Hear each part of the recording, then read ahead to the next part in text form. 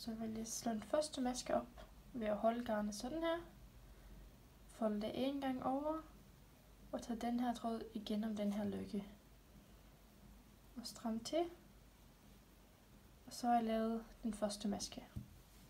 Så har jeg 2 tråde her, som jeg vil holde i min hånd. Mens jeg vil sprede dem med min tommelfinger og min pegefinger. Og derefter tilthånden. Og så vil jeg lave nye masker ved at bruge min højre strikpind til at hente den her tråd. Hente den anden tråd. Og tage den igennem den her løkke. Og stram til. Og så har jeg lavet en maske mere. Og sådan vil jeg blive ved, indtil jeg har nok masker. De skal slås løst op. Først det jeg vil gøre, før jeg starter med at strikke, det er at sikre, at mine masker ikke er snoet, men de ligger alle sammen den rigtige vej, sådan at de kan starte at strikke herover. Så vil jeg starte med at strikke den første maske vrang, og det gør jeg ved at tage tråden foran pinden, tage min højre pind bagom tråden og ind i masken på vrangsiden, og så tråden ud igen. Helt almindelig vrangmaske. Den næste maske, som så vil være min retmaske, skal jeg tage vrangløst af med et omslag.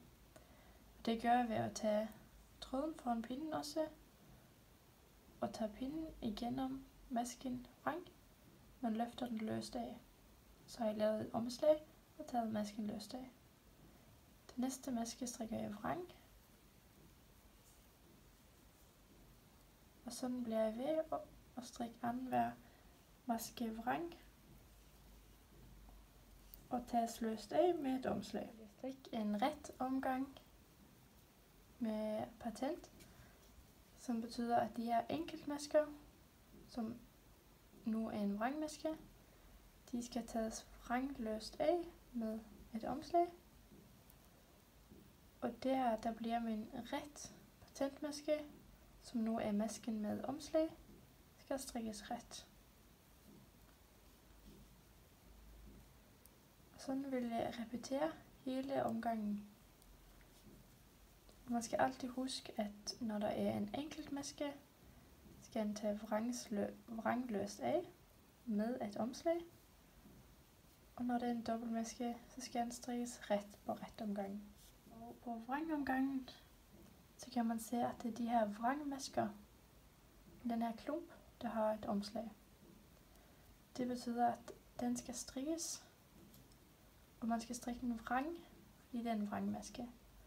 Så man skal strikke den her maske med omslaget vrang. Den her retmaske skal stadigvæk tages vrangløst af med et omslag.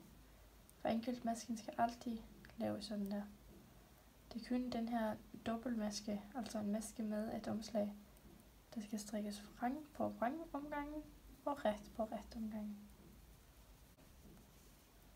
Så kan man se, at på næste omgang her, når jeg kommer til min omgangsbegyndelse igen, så er det retmasken, der har et omslag. Og derfor skal den strikkes ret, mens vrangmasken, altså den her enkeltmaske, skal tages af med et omslag. For at tælle de her patentmasker, så tæller man de her, der ligger og ligner nogle retmasker. Så her kan jeg bare tælle fra bunden af, ikke den første her. Så der er 1, 2, 3, 4, 5, og sådan tæller man dem.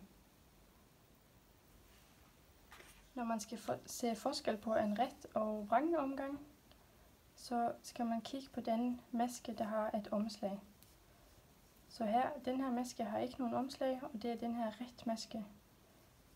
Det betyder, at den skal strikkes, tages vrangløst af med et omslag.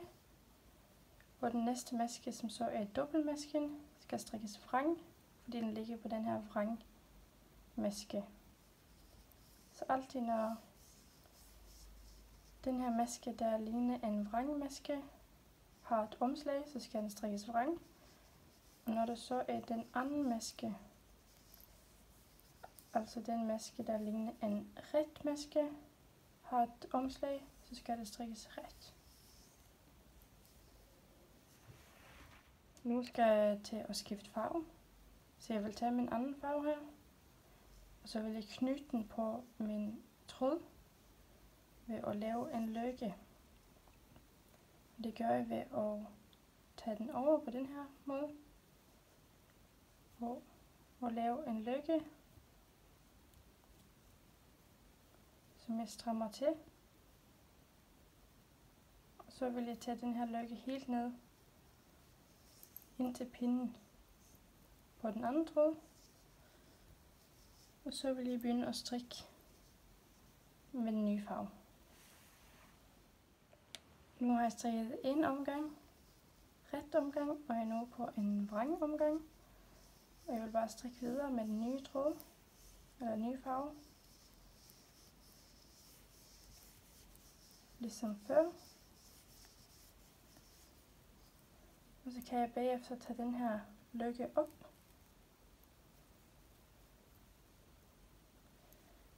Og så kan jeg bare knytte en knude med de her 2 tråde. Så kan jeg bryde garnet på den gamle farve.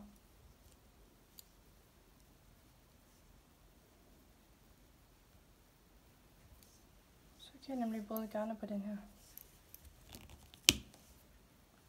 Sådan her. Og så kan jeg strikke videre med den nye farve. Man ser, at de er placeret i nogle par med 2 og 2, hvor der i hvert par er en patentmaske og 2 vrangmasker. Indtænding ved at strikke 3 masker ret sammen. Så vil jeg tage min højre strikpind ind i den tredje maske, og man skal huske at strikke med det tilhørende omslag. Så her har jeg en patentmaske med et omslag, en vrangmaske og en patentmaske med et opslag. Så jeg vil tage min højre strikpind igennem alle de her masker. Sådan der. Og hente tråden, og tage tråden ud igen.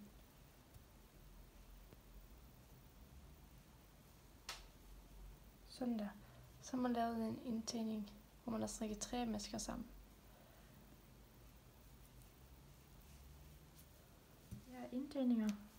Så den masken, der så er på pinden, skal strikkes ligesom de her patentmasker. Så på næste omgang, der er vrangomgangen, så skal de tages løst af pinden med et omslag. Når man laver indtændinger, så vil der komme færre og færre masker på pinden. Så man skal strikke med Magic Loop. Og det gør man ved at tage maskeværen ud igennem nogle masker. Så når man kan trække de her masker frem på den anden pind. Og igen tager maskeværen ud på den anden side. Således at man kan strikke rundt, selvom maskerne ikke følger det hele. Så strikker man hen her, og gentager processen. Nu vil jeg strikke den omgang, hvor man skal strikke almindelige indtændinger hele vejen rundt. Og det vil jeg gøre ved at strikke 2 og 2 masker ret sammen. Så jeg vil starte med at strikke den her patentmaske sammen med omslaget, ret sammen med den næste maske. Og det gør man ved at tage højre strikpind ind i 2 masker, vrangmasken plus den her patentmaske sammen med omslaget, og trække tråden igennem begge masker. For at trække tråden igennem alle maskerne, så har jeg brudt garnet og taget den på en ølnål. Så vil jeg bare overføre maskerne over på ølnålen. Fra den her side. Og det vil jeg gøre med alle maskerne. Og så vil jeg trække uldnålen og tråden igennem. Nu har jeg taget tråden igennem alle maskerne. Så vil jeg stramme til.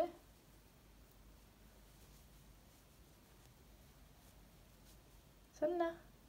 Og så vil jeg tage min uldnål igennem det her hul. Og tage den ind på den anden, på indersiden af hulen. Så vil jeg hæfte tråden her på indersiden. For at hæfte enderne, så vil jeg bruge en ølnål, som jeg vil tage tråden på. Så vil jeg sy tråden lidt fast på indersiden af huen.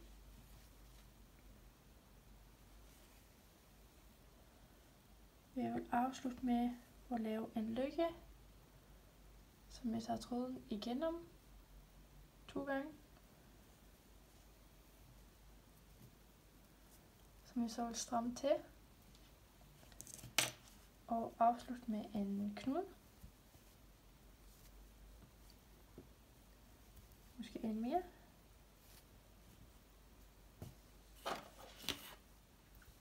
Og så vil jeg bryde garnet.